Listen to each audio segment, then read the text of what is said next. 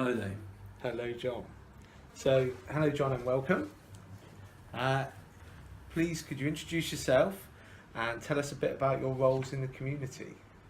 Well, my name's John Cousins and I'm a senior community organiser, and I'm also a town councillor, and I am an elected member of Glastonbury Town Council, and in the year 2016 and 17 I also had the great honour of being the mayor of Glastonbury, and so I've combined community organising, town counselling and mayoralty all together, but I think that's basically what we're going to talk about, isn't it? See, what the listener at home, hello listener, won't know is that Dave is also a town councillor too. Is that right? I am. I'm a town councillor for Portland Town Council, and I also am a community organiser. Went through the community organiser programme in cohort 3.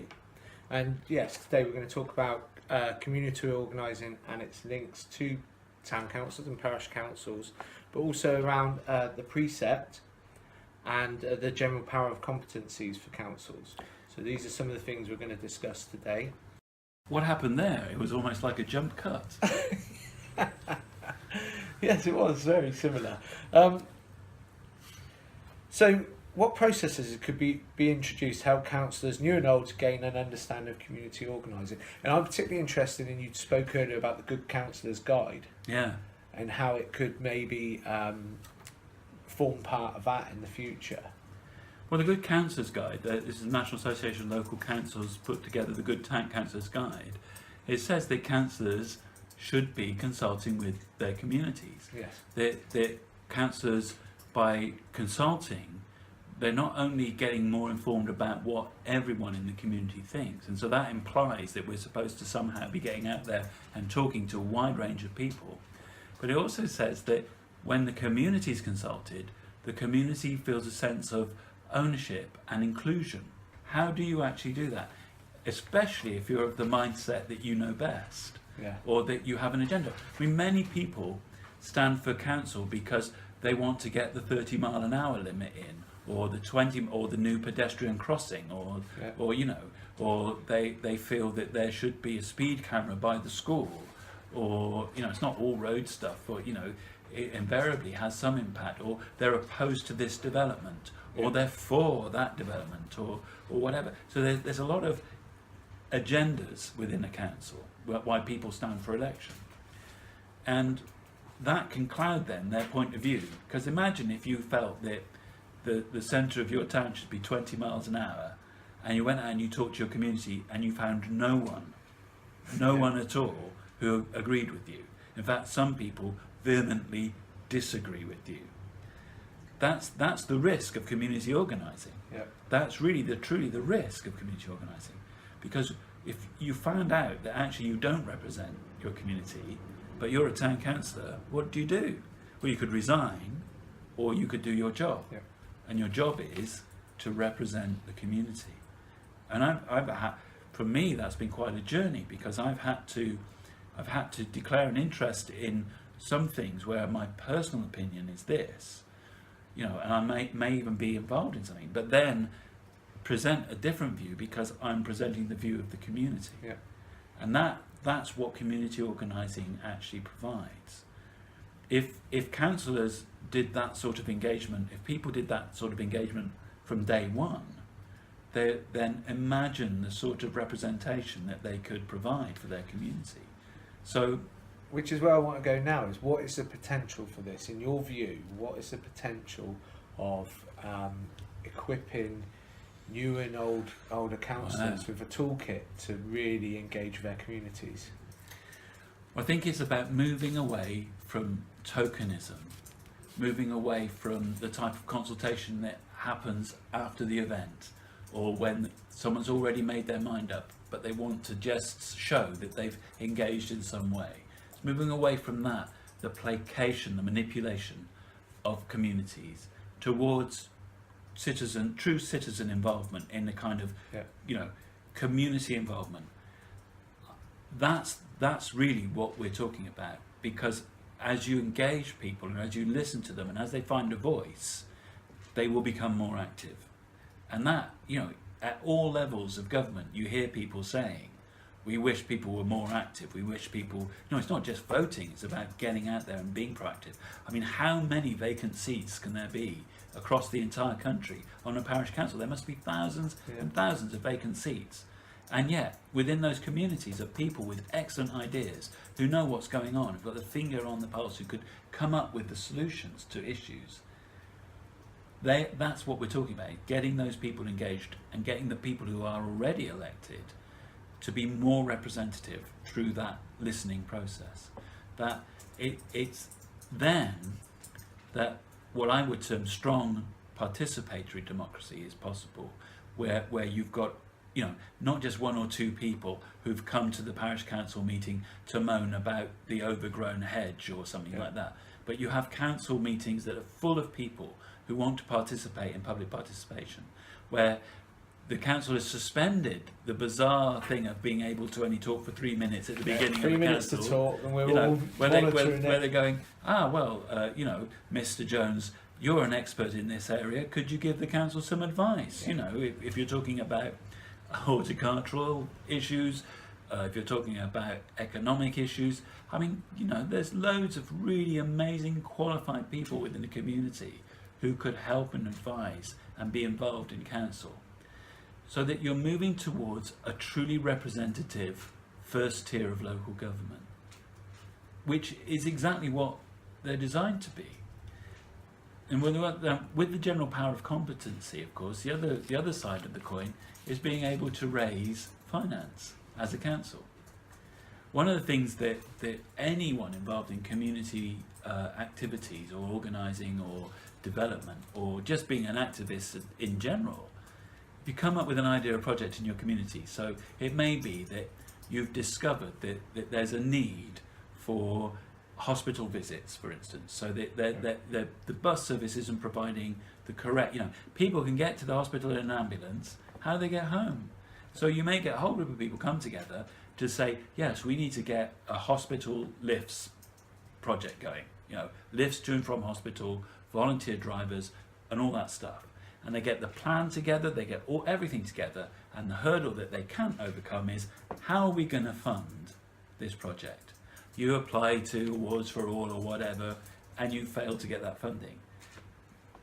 If you did that through an active, involved, engaged, listening council, the council then goes, well, how much do we need? So in Glastonbury, if you put, like we're talking about the PCSO, it's cost £40,000 for a PCSO. £40,000 of public money, ladies and gentlemen, equals £1 a month on the council tax in a town with 8,000 people. £1. You've got a project that may be stumbling for need of 10 grand, or a project that might need £100,000. Yeah. But with the capacity of the power to precept, if it's something that the community has said we want, it can happen. Yeah. If you do it that way, the council tax is amazing, because if you're really hard up, you haven't got a job, you don't pay your council tax. So it's great. You're not penalising the most vulnerable or the poorest people in your community. What you're doing is asking the people who have got a bit of money to pay some small amount towards a solution for your community. But we do it together.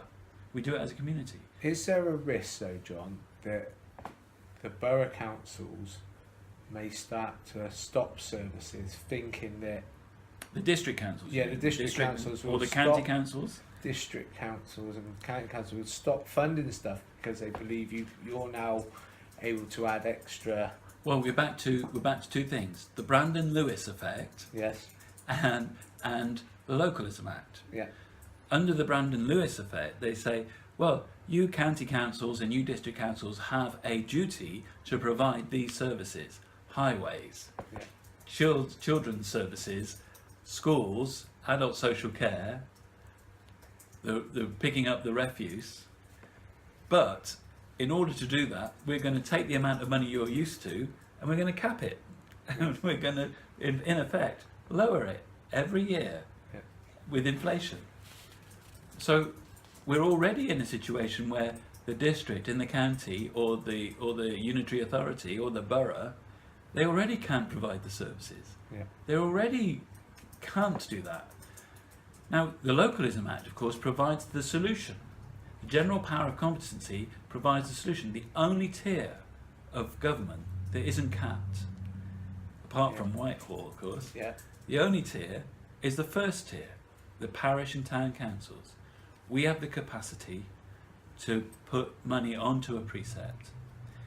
It has to be for a reason. We can't just put on £5 here or 10 quid there just from a whim.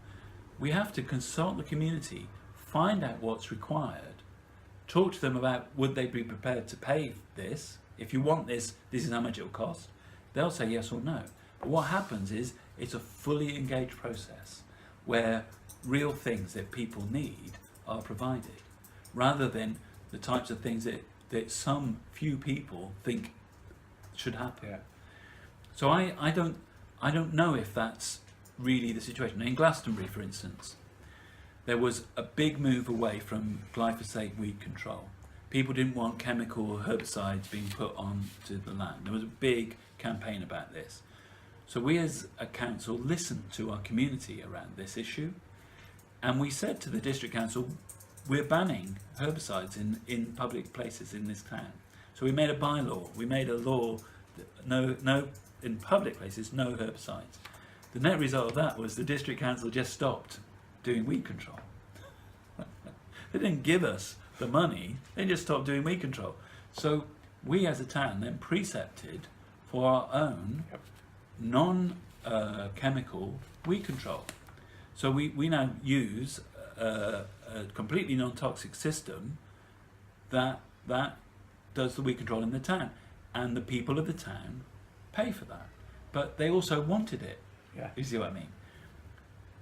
And we can do that under the Localism Act. There does need to be some address there. You know, the district council really should be giving us the money for doing this as well. Yeah. But they won't. Yeah.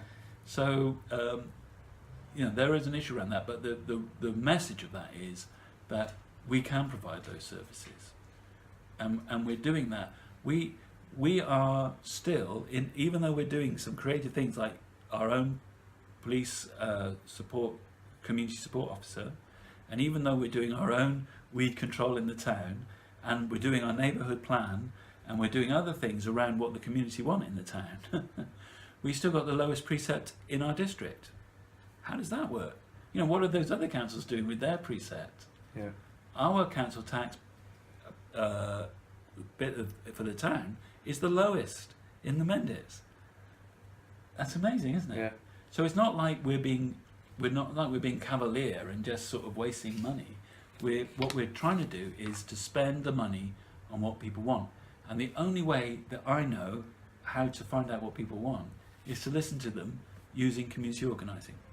Which is why we're here talking about it. So, final question on this. So, if you had an aspiration of how you'd like this to look in the future and how this would work, what would it be?